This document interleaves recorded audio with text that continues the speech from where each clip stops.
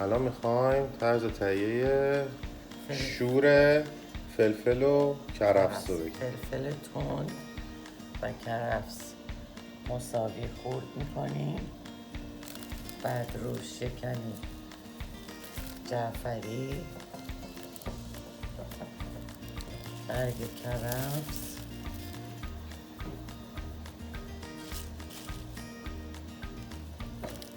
و ترخه. کم و زیادش مهم نیست، شما حسی همه رو داره میذاری. دیگه به اندازه که روش رو قشنگ بگیره، کله‌شو پر کنه، یعنی قشنگ کیپ به کیپ شه.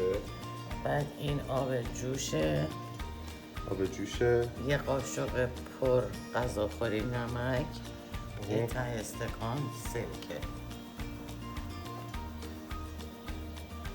همینجور داغ میریزیم روش. آبخور ترش.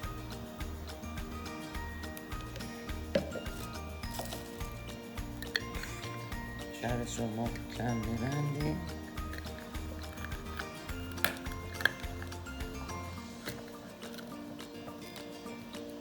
میذاریم یه جای گرم. 5 روز دیگه آماده است.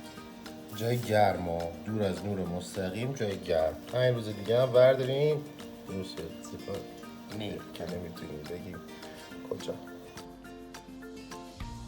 اینم شور کرفسمونه. اینم یه هفته گذاشتیم موند، الان دیگه آماده شده. بلندش رو بکن، فکران در این رو بکن.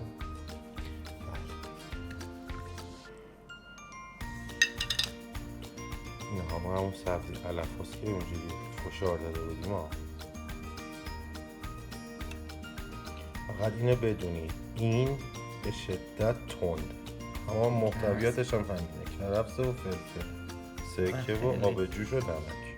و خیلی تند. خیلی هم تنده. فلفلتون رو سعی کنید تند استفاده کنید، چون واقعا چیز خوشمزه ایه.